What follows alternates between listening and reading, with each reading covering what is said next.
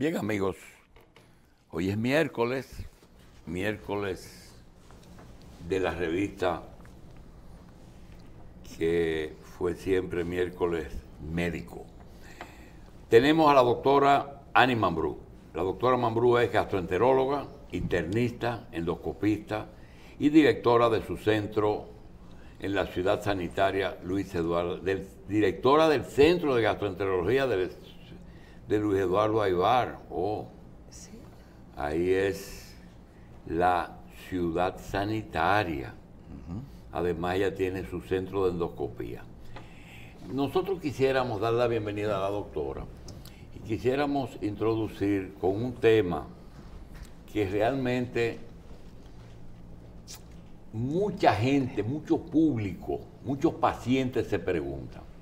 Doctora, cuando un médico sale de una universidad con un título, usted es doctor en medicina, la gente se pregunta, ¿y hasta dónde me puedo poner en manos de este doctor? Porque conocimientos tiene, pero práctica. Entonces comienza uno a pensar eso. Luego te dicen que eso lento el procedimiento, el proceso de entrar a los hospitales, trabajar con los profesores, pues te va dando la experiencia. Eso está más o menos claro. Hay otro punto que está dando ahora mucho interrogante, y es cuando un médico cirujano, un tipo que se entrenó para ser cirujano general, con condiciones de abrir un vientre, ver una oclusión intestinal, ver un tumor en el estómago, etc. Pero de buenas a primeras descubren un procedimiento que el médico internista que se especializó en gastroenterología tiene un método para hacer lo mismo del cirujano general sin tener que abrir una barriga de arriba abajo, sino introducir un tubo por la boca, llevar al estómago y si hay una úlcera, verla y si es posible y su tamaño lo permite, hasta hacerle algún tipo de tratamiento. Lo mismo cuando hace una colonoscopía y encuentra un pólipo o un divertículo en los intestinos, puede hacer a veces lo mismo que un cirujano. Ese salto de ir de la cirugía, es decir, que el cirujano se haga endoscopista o el médico clínico internista se haga endoscopista, ¿qué requiere? ¿Experiencia, entrenamiento o comenzar hasta que yo aprenda con lo primero que venga? Así mismo es. Bueno, buenos días a todos. En verdad, gracias porque estamos aquí en este momento, sobre todo dando gracias a Dios. Mire, qué bueno que usted inicia diciendo que cuando salimos de la universidad y nos hacemos médicos generales, hablaba de la experiencia. Para mí cuenta mucho los años en ejercicio. Obviamente cuando usted se gradúa tiene conceptos generales y gracias a Dios que existen lo que son las especialidades o los posgrados. Pero ahí mismo me inicia que si los endoscopistas, que si los internistas, que los cirujanos, gracias a Dios, con el advenimiento de todo lo que es pues la parte científica y del mundo ha evolucionado tanto, ciertas cirugías, ciertos pacientes que tenían que ser llevados, por ejemplo, por un sangrado gastrointestinal secundario a divertículos, por ejemplo. Sabemos que los divertículos son unas aculaciones o unos hoyitos que aparecen en el colon a partir de la cuarta década, 40 años de edad, en cualquier paciente, sea hombre o mujer, se provoca el sangrado. Muchas veces se supone que el 80% debe autocontrolarse, pero cuando ese 80%, ese 20% restante no se autocontrola, regularmente en años pasados, en décadas pasadas, el paciente ha llevado a cirugía para cortar ese pedazo de intestino donde el paciente sangraba y no se autocontrolaba. transfusiones y demás. Pero actualmente ya el endoscopista puede, obviamente con experiencia y con ciertos adiestramientos y con cantidades de veces que hace el procedimiento, que influye bastante, pues ya hay métodos endoscópicos, pues colocándose unos endoclips, unos dispositivos dentro del divertículo para poder controlar de esa forma el sangrado que anteriormente llevaba a cirugía. Sí, pero esa afirmación que usted hizo de cantidades de veces es el punto que mucha gente se pregunta. Usted le pregunta, doctora Mambrú, ¿cuántas endoscopías usted ha hecho? Dice, bueno, gastroscopía 1500 y endoscopía, colonoscopía a lo mejor la misma cantidad. Ok, ya tiene experiencia. Ahora, sí. Cuando usted comenzó muchas endoscopías, ¿cómo se inició? Porque mucha gente no conoce que no es que el primero que llegue se le va a meter un tubo, es que se trabajó primero con alguien que se le fue cediendo la enseñanza y el procedimiento. Claro. Porque nosotros tenemos ahora mismo un gran problema, que es por lo que quería aprovechar su experiencia, y es que hay cirujano plástico, cirujano estético. Y yo veo que un cirujano estético puede perfectamente poner una prótesis en un seno, pero un cirujano general que sacó el cáncer, yo entiendo que puede poner también la prótesis, entiendo, pero los estéticos no les gusta, quieren ser ellos. Lo mismo pasa con un otorrino que atiende la nariz, y si él rompe el tabique para corregir un problema, yo supongo que puede romper el tabique para corregir un defecto estético. Bueno, yo de manera muy particular, yo respeto mucho las especialidades. Soy gastroenteróloga, pero siempre he dicho que cada quien en su sitio. Obviamente, independientemente de que, por ejemplo, yo soy médico internista, lo es al cirujano plástico, como usted acaba de decir, como al otorrino. Ambos hacen cirugía, pero el otorrino tiene la especialidad para corregir ese tabique, posiblemente con más precisión, porque ya tiene una especialidad para los fines que un cirujano convencional. Y lo mismo yo como médico internista, hay una anemia, yo puedo tratar una anemia, pero ya hay hematólogos. El hematólogo se va a encargar, pues obviamente, de profundizar, posiblemente con analíticas, con algún tipo de procedimiento. Eso lo entendemos, doctora. Exacto. Pero yo lo que quería caer era, si usted coloca un tubo en los dos agujeros, la boca y el recto, muy bien, eso está diseñado. Pero yo me pregunto, usted termina en el colon o en el estómago, que es lo más lejos que va, ¿verdad? No, la endoscopia alta llega hasta la segunda porción del duodeno. ¿Hasta? La segunda porción del duodeno. Llega la segunda porción. Muy bien. Ahora mi pregunta es lo siguiente. ¿Qué es la laparoscopía?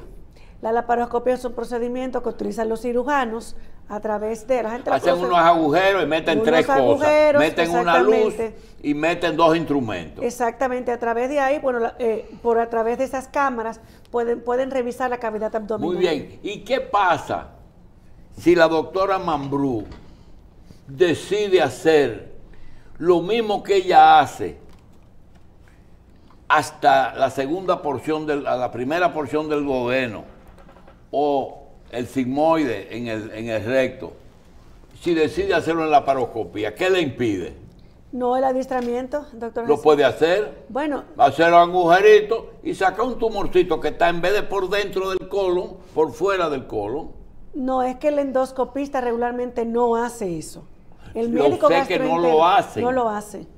Para eso está el cirujano. Pero también el cirujano general, que antes te daba un tajo, ahora resulta que tiene que hacerse laparoscopista. Pues exactamente. Ahora no todos los cirujanos generales hacen la laparoscopía. Ese es el punto importante. Doctora, cuando usted, ya en su especialidad, cuando usted hace una endoscopía o una colonoscopía, ¿se hacen al mismo tiempo o se hacen específicamente? ¿Se hacen las dos al mismo tiempo? Al mismo tiempo, cambiamos de equipo. ¿Se duerme el paciente? Claro que sí, a través con anestesiólogos, obviamente experimentados, pues nos duermen el pacientico, tranquilito, nosotros podemos trabajar sin ningún tipo de inconveniente. Ambas doctora, al mismo tiempo. Fuera del diagnóstico, es decir, mete el tubo, toma fotografía, hace... ¿Qué tratamientos puede hacer el endoscopista si encuentra qué cosa puede tratar? En casos de sangrado... Pero vamos a hablar de estómago. Ok, en casos de sangrado digestivos altos, estómago, esófago, o quizás hasta la segunda porción del duodeno, bueno, ya tenemos la particularidad. Por ejemplo, las úlceras sangrantes anteriormente, había muchas de esas úlceras que se perforaban o que sangraban, que había que llevar a cirugía. Pero en estos momentos ya perfectamente el endoscopista tiene la experiencia, ¿no? y el dominio, pues, de colocar a través de inyecciones y poder entonces todo alrededor de la úlcera, hasta cierto punto inyectar sustancias que pueden en ese momento controlar el sangrado de ese paciente. ¿Se puede hacer una endoscopía de emergencia?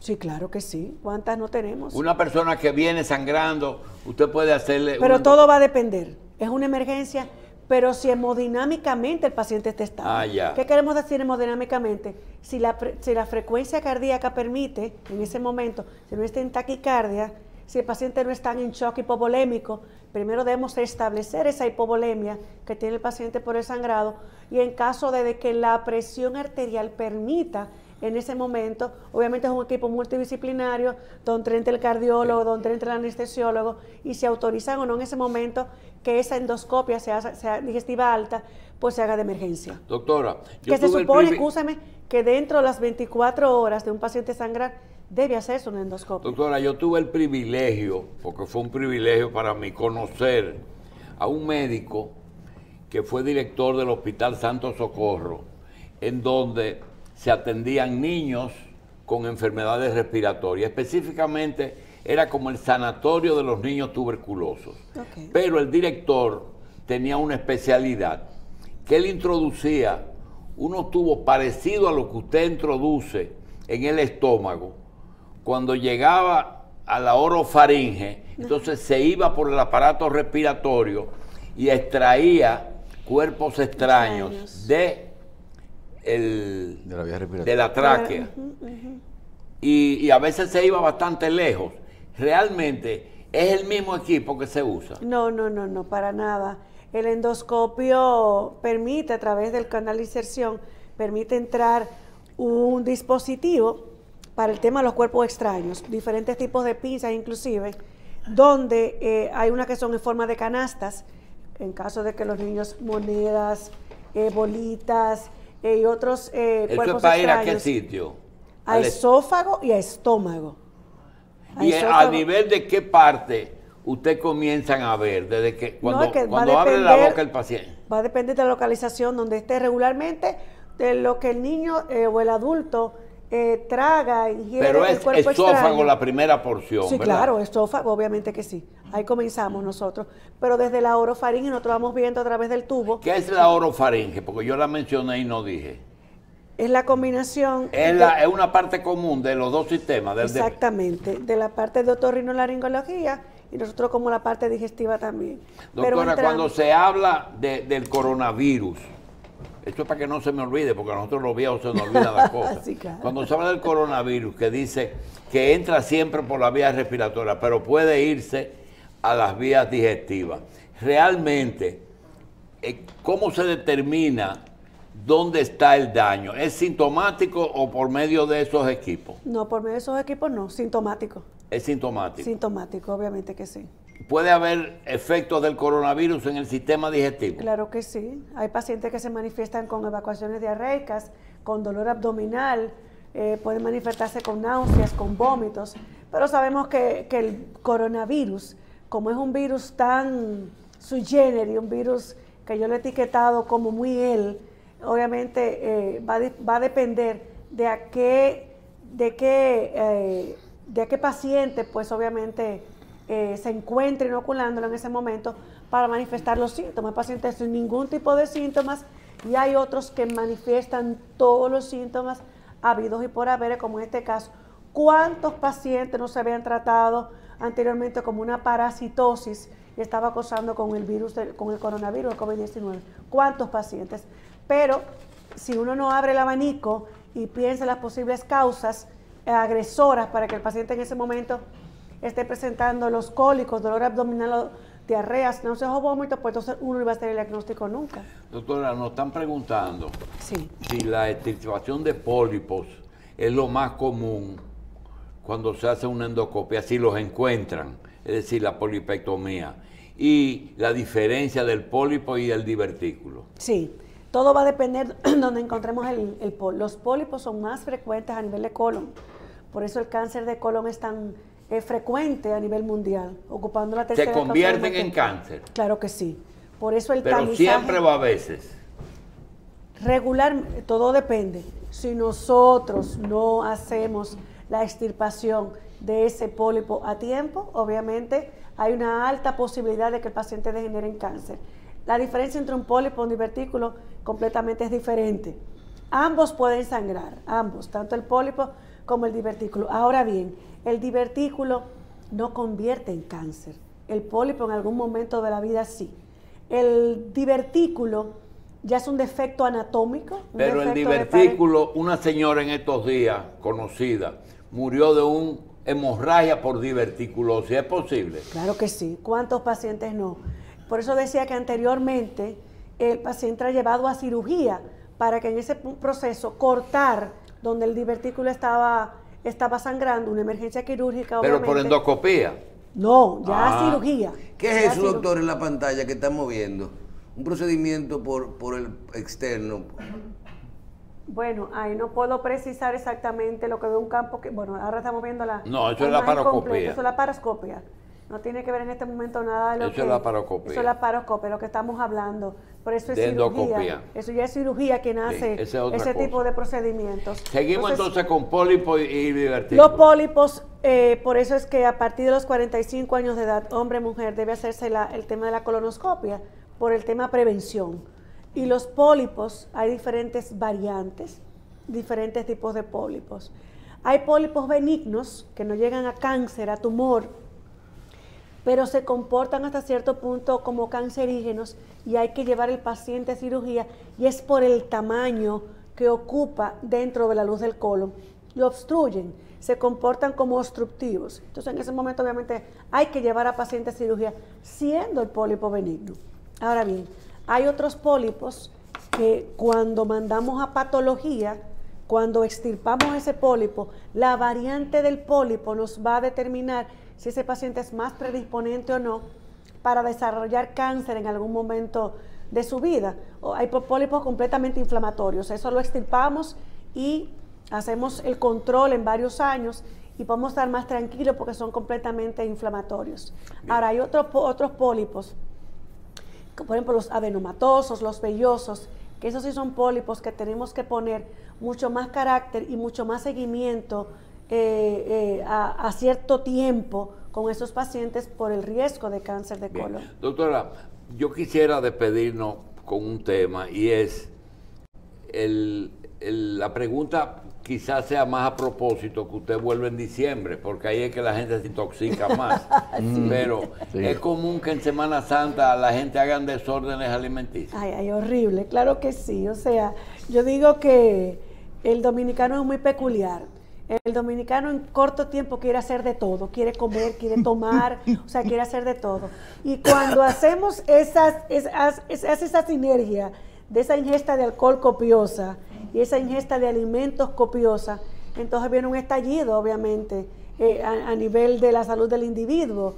Por eso esta Semana Santa, yo soy pro y ya he ido a varios sitios y mantengo, señores, Semana Santa va a ser siempre, no es un solo día, no es un tramo de 3 días. El comedimiento que tiene que haber, eso depende de usted, no depende de ningún organismo estatal, no depende del organismo, ni del COE, ni de más nada, depende de usted, obviamente que sí.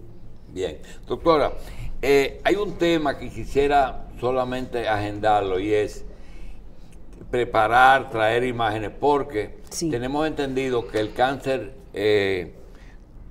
colonorrectal es quizá de los 5 tumores malignos más comunes. Y quisiera programar con usted un programa monográfico de que solamente traigamos imágenes, porque la cantidad de personas que están bajo ese problemas en ese tratamiento son más de lo que uno se puede imaginar. Claro que sí. Mientras tanto, le vamos a dar las gracias y quisiéramos también decirles que lo he escuchado en niños. No sabía que en niños era posible Claro. que hicieran tumores de colon. Claro que sí, frecuente también, y es muy penoso encontrarnos niños, aunque esas estadísticas la maneja más el gastroenterólogo pediatra, que más nosotros que somos de adultos, pero obviamente que sí. Y en este caso de niños, el antecedente heredofamiliar juega un papel sumamente importante. Bien. Doctora Annie Mambrú, gracias por estar con nosotros. Gracias a ustedes. Bien.